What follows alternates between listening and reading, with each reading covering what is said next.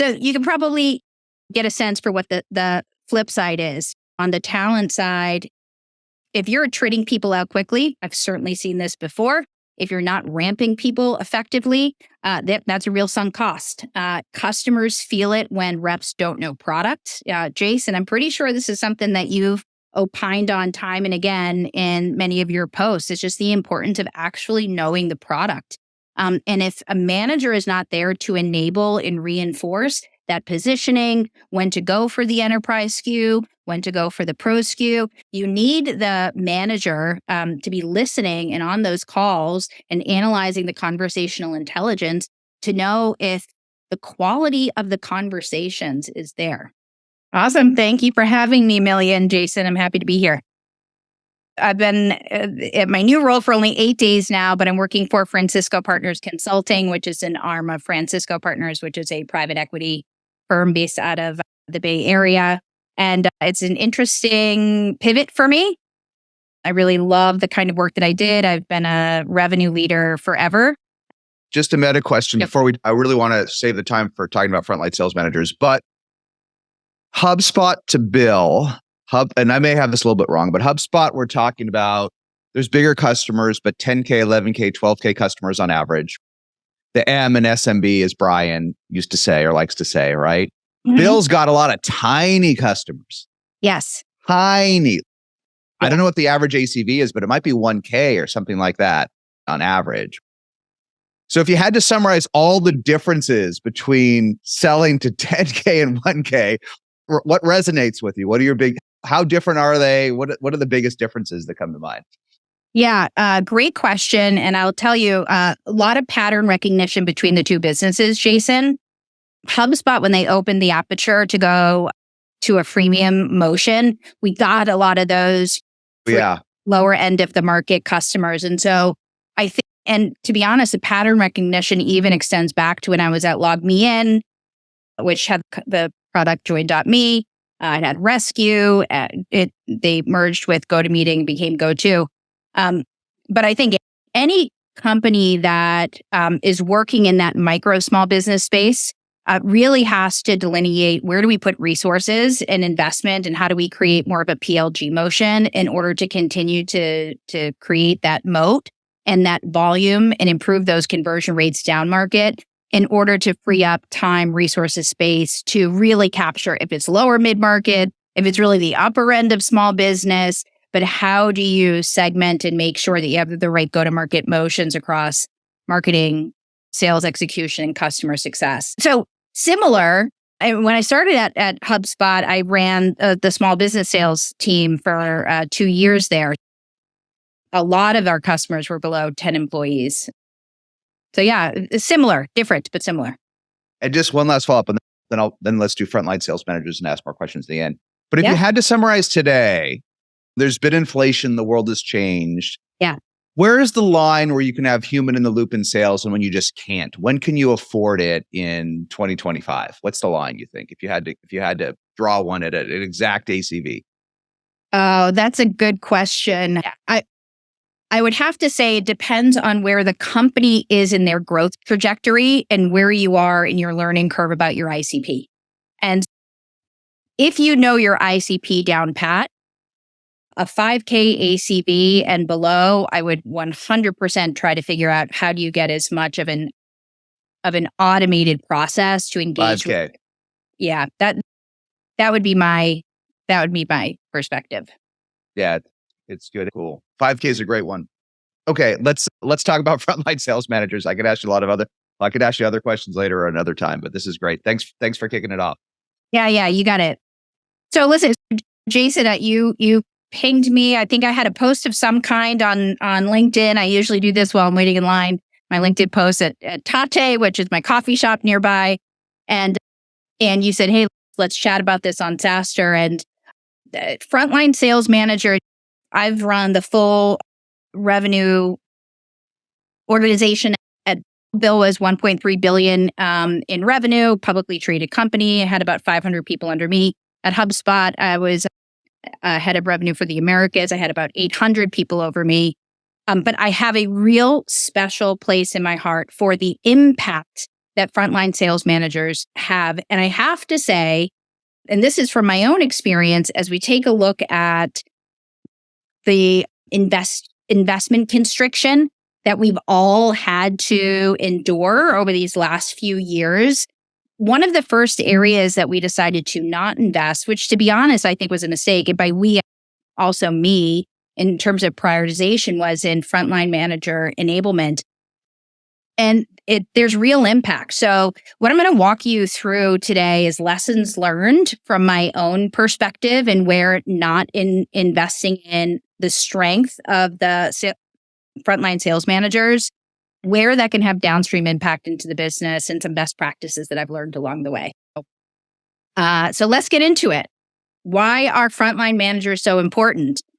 So listen, I'll tell you, I go into almost every new fiscal year. Some of you, that's going to start January 1. For others, it will be other times. And I always go in with this glass half full excitement that this year is going to be different. We have the right strategy in place.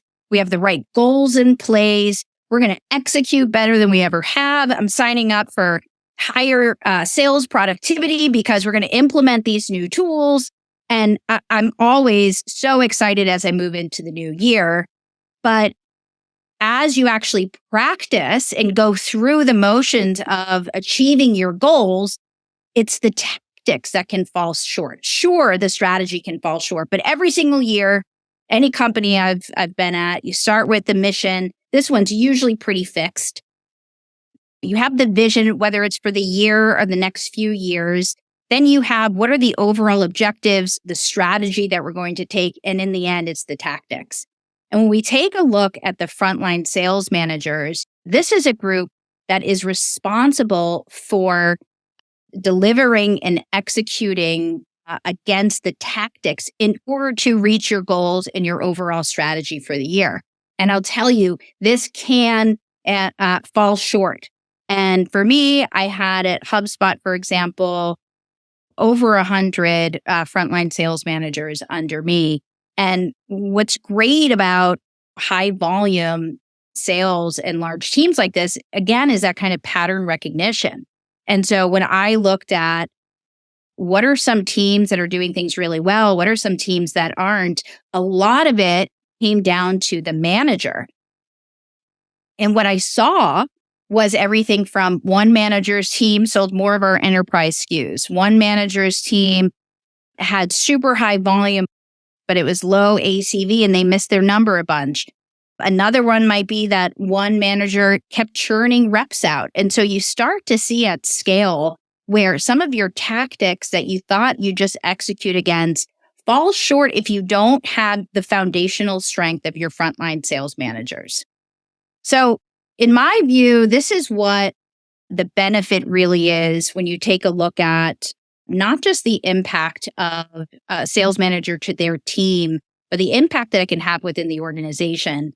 First and foremost, they are hiring your next gen of top talent. And ideally, they are hiring the next managers, the next directors. And you really need to get that hiring playbook really tight and ensure that your frontline managers are doing a great job with their interviewing and who they're bringing on board, and that you're measuring the impact. We actually did a really interesting study when I was at HubSpot with a graduate student from MIT. And this was actually Brian Halligan, the founder, had asked us to do this research, which was if we take a look at how we scored our hires, we had scorecards for everyone. We had characteristics and attributes that we were hiring on. We would give them a score of 1 to 5. We took a look at those scorecards and we looked at the attainment of those hires 12 months after they were on board, 18 months, 24 months. Is there anything we could glean from who we hired and what they scored highly on that translated to really top performers? And the number one aspect was coachability. And so I share that with you because ensuring that your frontline managers are hiring well and that you're going back and looking at their track record. Are there people who are treated too early? Are there people who they were just low performers? They weren't ramping on time. It's the frontline manager who really is the key to the success of all of that headcount in your revenue organization. That's one of them. The other one is the sales manager, by proxy of overseeing a team of 7, 8, 9, 10 reps. They have acute pulse of the customer as well as the macroeconomic environment. I'll give you a quick example. In early 2022, this is when you started to, on the earnings calls of Salesforce and many others, this was the beginning of the sales pipeline halt, right? We had the post-COVID boom, and then it came to a bit of a halt. And what we started to hear from reps, but managers who were sharing this up is the CFO is now on the decision committee. We have to go to the PE firm or the board for approval. We started to see that the financial buyer was a much more important key stakeholder. The point here is the customer, the access to the customer. You're going to first hear that from the reps and the manager. And so they play a really key role of listening to prospect and customer sentiment. Process. They have acute awareness of what's working and what's not. One of the things, I just came off a call with a bunch of portfolio companies. One of the things we were talking about is the importance of data strategy. And with that data strategy, managers and reps, they're going to be the first ones to tell you, we have bad data, we have duplicate data. There's one rep who's working at the same account that I am, the customer, the prospect, they're not happy about it. Managers are the first ones to point out there are problems in our overall process. They can be a real key into making sure you're building for the success of the long term. Of course, they enable people. They're coaches. Dare I say they're armchair psychologists. They are mentors, but they also are teaching the product positioning, pricing positioning. They're teaching the systems. They're teaching the reps about the ICP.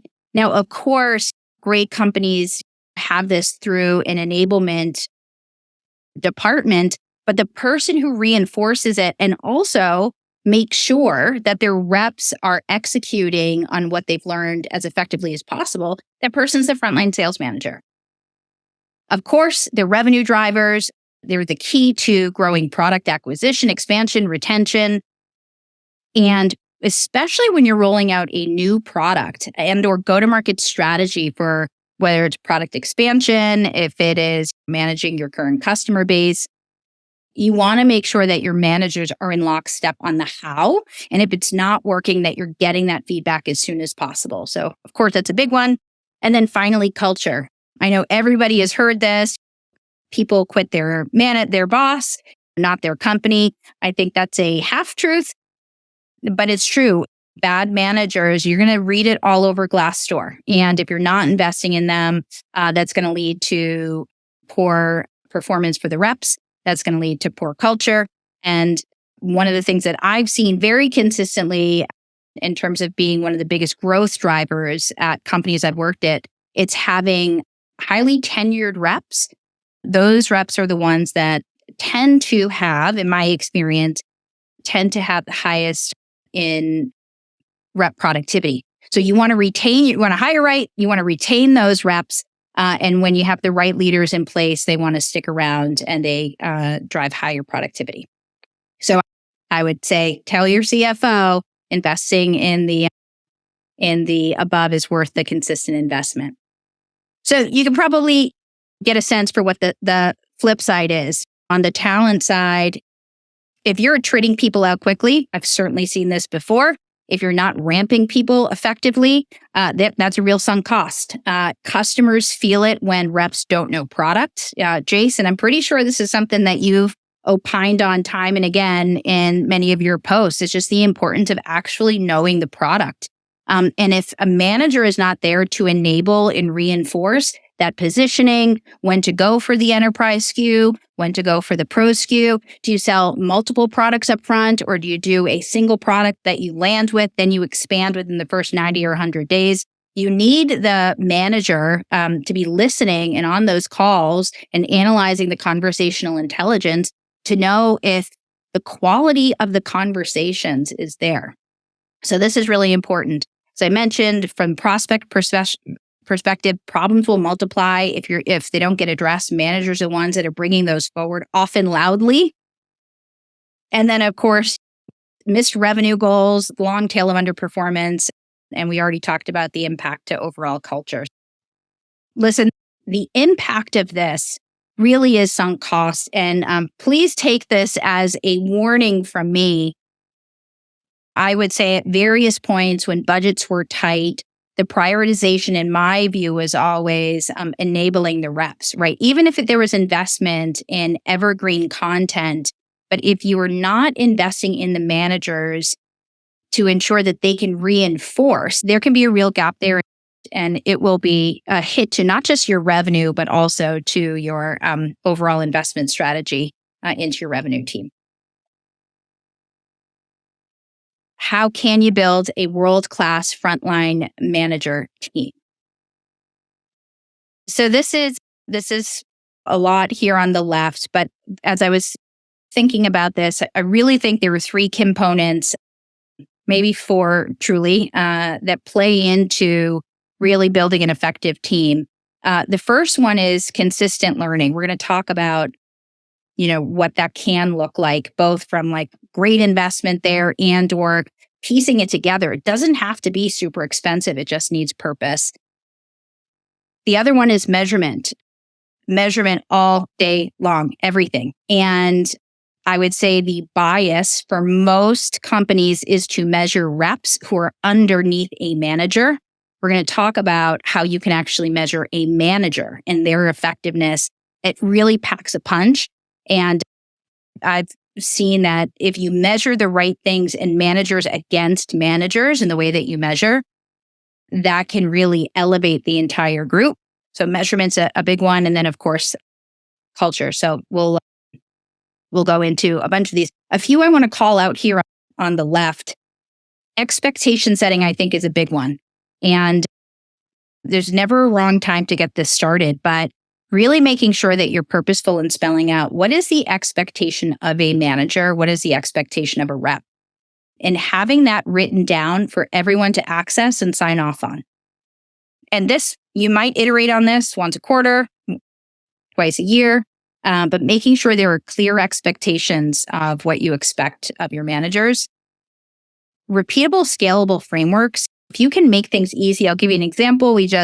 I did a training when I was at BILL with all of our managers, and Mike Weinberg, I don't know if any of you on the call are familiar with him, highly recommend him. He did training for us. He did it at HubSpot as well. He has a super easy framework about pipeline analysis. It's called RPA, and it's results, pipeline, activity.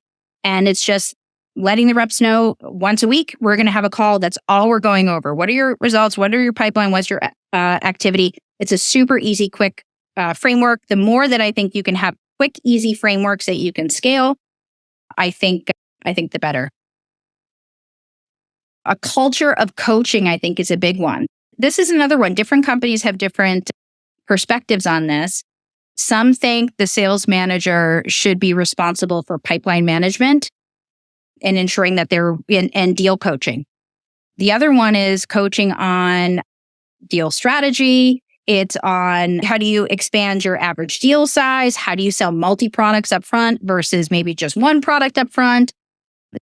A manager really needs to analyze the tea leaves of what's happening on a rep by rep basis and serve as a coach to help them improve their performance. The difference between good managers and great managers is good managers say, this is what you were doing.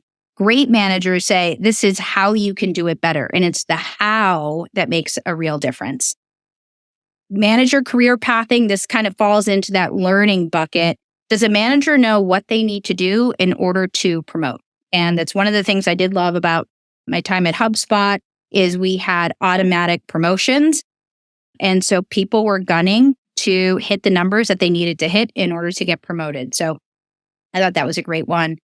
And of course, you need to make sure that the manager is aligned with the company mission, vision, strategy, and goal.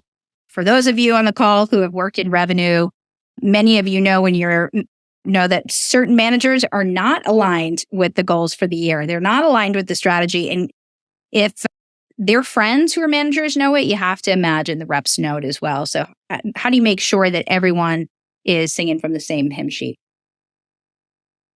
Okay, so this is on the setting expectations early. I just wanted to break this down on the alignment. Let's actually start at the bottom here. I actually have this kind of numbered out of whack, but nonetheless, it all starts with the company goals, right? Does everyone know what we're going towards? Clear understanding and ability to articulate the why behind the company goals.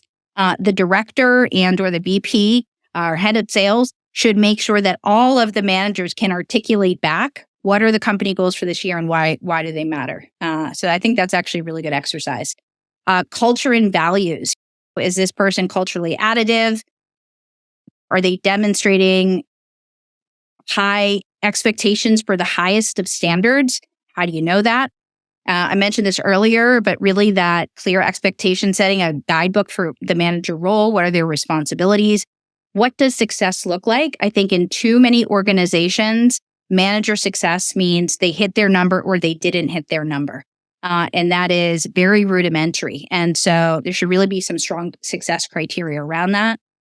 And then what does it look like if they were progressing from a softer skill and or they have mastery? I think there should be different measurements that they are aware of that happen on a weekly basis, monthly basis, quarterly basis. And some of those measurements should be qualitative and some of them quantitative, and ideally benchmarked against their management set if you have multiple managers. And then finally, is there a consistent feedback loop? Is there a coaching culture to coach that frontline manager? What does that look like? What does that sound like? And do you have that in place for your organization today? So I think that's another really important one. So on the learning front, I think there's a lot of areas where you can strengthen manager effectiveness really easily. I really loved when we did a transition of what our pitch was at HubSpot. And everyone in the company on the revenue side, head of sales, every SVP had to record themselves giving the new pitch. And you needed to be certified. And you had a panel who listened and they gave you a score and they gave you feedback. Managers should go through this too. And at the top of the call, one of the things I had mentioned was sometimes we really push rep enablement and the managers don't have to go through these certifications or these trainings. Highly recommend that there's a level of rigor and you make sure that not only can your have they gone through the certification, but they can prove out that they can execute it really well and they have an execution plan with their team. Situational leadership, lots of companies do this through the HR organization. Sales methodology, some of them like Sandler or like Mike Weinberg, who his is on manager effectiveness. They incorporate manager training in that. But I think sales methodology training, I don't care who you are, doing it once a year is helpful to absolutely everybody. There are always new tips and tricks on how to be more effective in the way that you engage and converse with others. I think one of them, holding effective one-on-ones, and I mentioned frameworks. There are a lot of them out there. If you just Google effective one-on-ones, there's a whole science behind how do you listen more? What's the difference between telling and guiding? How do you agree on next steps, action items? What are those deliverables? What's the method in which you track your one-on-ones? I think a lot of frontline sales managers, especially if it's the first time they're doing it, they struggle with being liked versus being effective. And a lot of one-on-ones, don't get recorded or they're only recorded if someone's not doing well. I think the practice of effective one-on-ones is a really good one that I don't care what department you're in is really good. One that is really inexpensive that I know my teams have loved in the past is when you bring in the CFO to talk about trends in the business, why the stock price might be going well, why it may not be going well, what are we hearing from investors, what role do they play in it? There are all sorts of ways that teams can figure out how they can get closer to the macroeconomic trends that are happening. And then some of these other ones, diversity, bias training, these are always really great food for thought as you think about building inclusive and diverse teams. And of course, radical candor. I think this is an area that I have seen managers struggle with, especially when they become close to their team and they've managed some people for many years. Those are the reps that they tend to not get a lot of feedback, or if they're one of the best reps, their learning can end at times with their manager. And so making sure that there is this continuous feedback loop, that managers have the strength in delivering radical candor to tell someone the path you're on is not the right one. Let's get you on the right path, I think is really important. And then these last two, I think anyone who's manager level, even director level at companies, how do you influence without authority within the company? And or how do you effectively manage stakeholders internally and execute change? My hope is so many of your businesses are high change organizations, because that means that you're growing. And these are all areas in which you can enable and improve your managers. This is the area that I geek out and makes me feel like I have real handle on what's going on in my business. This is the measurement side, right? So effective measurement is really effective management. So I would really implore you to think about how you analyze the impact of a frontline sales manager. So I talked about this before: daily, weekly, monthly, quarterly manager goals. Both companies, last few companies I've worked for, culture score, actually having a manager employee net promoter score tells you a lot about how the team is feeling and where the manager is effective. If you don't have that in place at your company now, a very simple Google form that says, what is Jason good at? What should Jason continue doing? What should Jason stop doing? Any other advice you'd have for Jason? Really easy way just to get some very quick feedback from the team. This one I really love. When I left BILL, this is an area that we really started to measure, but of the managers, we pulled this from Gong data. How many calls are they attending? How many calls have they scored? How many calls have they listened to? That really goes to show coaching and engagement with coaching in the reps. We actually did an analysis when I was at HubSpot, and we saw that the managers who engaged most in Gong had the highest attainment. And then lastly, on the measurement side, just an area I recommend, is a manager benchmark scorecard. This one right here, this first bullet, is one of my absolute favorite ways to measure manager impact and effectiveness. What percent of their reps, and you can do this for last month, trailing 3 months, trailing 6 months, trailing 12 months, what percent are above 100%, 110, 90 to 100, 80 to 90, below that? That, in my view, really gives you a good sense of what is the balance of strength of a manager. And you'll have a manager who is crushing their number. They have a great territory. They inherited some of the best reps, but they really have 2 reps carrying them that have been banner reps for years and years. So when you take a look at the balance of health of a team, I will take a manager that, is bringing people up and over 100% more of them than the manager who's crushing the number, but it's only from 2 people because that's high risk. So I really love that measurement. Rep attrition, this is another one. You see a manager has attrited maybe 3 reps over the last 4 months, 5 months. You're going to think there might be something here. Overall rep productivity, how does that benchmark against some of the other manager teams? The amount of ramp time, is the manager making sure that they're getting the reps up and running quickly? And then the commercials, what is their ACV? What's their product mix? What SKUs are they selling? How much is their discount? I've seen a lot of variance with manager discounts, sales cycle length. It's really interesting when you have so many managers at scale and this pattern recognition that you see. A lot of this differs manager by manager, and it's not just reps. You see the change. And so a lot of this really is behavior that can be worked on and improved.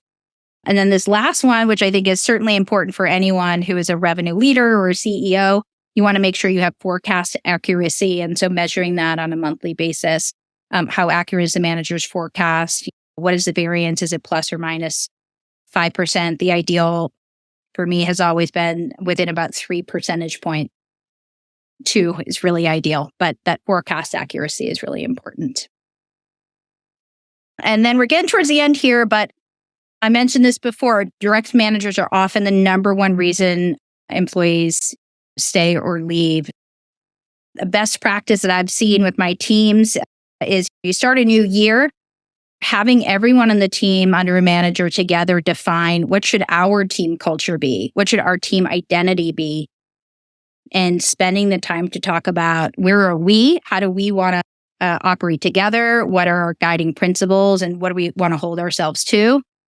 Making sure that the company values are really permeated through everything the team is doing. And examples of that should be celebrated often. For example, humility or accountability. I think those are great ways to showcase, once a month, someone gets a values award.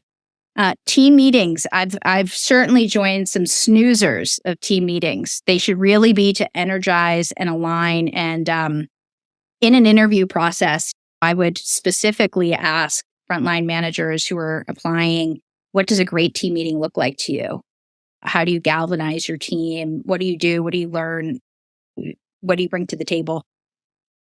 Transparency, candor, high execution, psych safety, of course, is important. And just reinforcing the fact that managers really are that connection point from the company culture to the team culture. And we all know that unfortunately, certain people can get it wrong. And that makes a real big impact. And that one manager can impact 7, 8, 9, 10 people, which certainly is a hit to the culture. Okay, real quick, internal versus external hires. This is a question I get a lot, and I think they're both great. Internal hires, it's got to be faster ramp time. It certainly bolsters the culture when it comes to reps and other managers seeing career progression. And that institutional knowledge at a company expands, right? There is a real immediacy to the impact that an internal hire can have. That said, at a certain size and scale, you want people who have seen the film and can add new value, new perspective, new skills to the team. And if you're taking a look at your team and almost everybody there has grown up at the company, you might want to think about bringing in a fresh perspective on how things can be looked at and executed differently. The second bullet here is, especially for those disgruntled managers who are over the baggage of systems issues, data issues, process issues, bringing in someone fresh who can see everything from fresh eyes and being grateful to be at this new company with eyes wide open. I think that can also bring a real boost to other people around them. So they're both good, needed for different times of growth. Common mistakes. This one I mentioned, investing in rep development and assuming that manager development can be lumped together. Lack of a consistent feedback loop on the manager's performance beyond hitting their number. Looking at manager attainment simply as a number, not as a holistic scorecard. And then the success criteria of what really solid, effective, good manager looks like not being codified, whether it's through the expectation setting or during review periods. But some of the things that should be brought into view include, are they effective at cross-functional collaboration, or do people that they work with hate them? Do they manage change well, or their team laggards with change, or do they take change very quickly?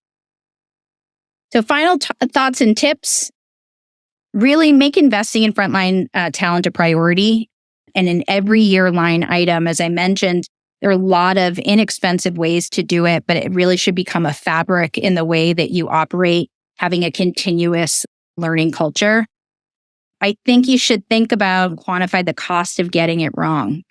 There are real costs to the business, top line revenue, as well as just long-term impact if you don't get this right. And I'm happy to discuss some ideas on the many ways to enable and prioritize that outside investment in the short term in order to get that long-term ROI. And that's what I got. Jason, hand it to you, or Amelia. Yeah, we have two people asking the same question. That I think you can both. We've written about it a lot on SaaStr, but I think good to get both of your takes here live, which is, what do you think is the best sales comp plan structure? It's a very loaded question. I don't think I don't think I can actually give an answer to that. And it's because different companies, you might be at one company and it might be all new business, logo acquisition. It might be you need to get the deal size higher. There are a lot of variables that play into that. And even on my own team, there isn't a one size fits all that I've seen. There have been different comp plans for different people. But the standard I see for SaaS reps, 50% salary, 50% variable. And some companies have it where if the rep hits 110%, the company hits 100. That's the HubSpot model. Some have it if the reps hit 90%, the company hits 100%. So they're all different. I don't think there's one best answer. What do you think, Michelle, on when you're talking with candidates, base versus OTE? What are the flags and versus attainment, right? Because at the end of the day, base, if you're any good in sales, even if you're mid-pack, base is almost meaningless, right? It's attainment and OTE. What are your thoughts on that? What are your thoughts on candidates that are obsessed about base? What are your thoughts on the fact that I find most sales folks can't do this math very well? Yeah. They're obsessed. I need the highest OTE. I need 10K more OTE, but it doesn't matter half the time. So thoughts on that mix of pieces and the ability to explain it to candidates? Yeah.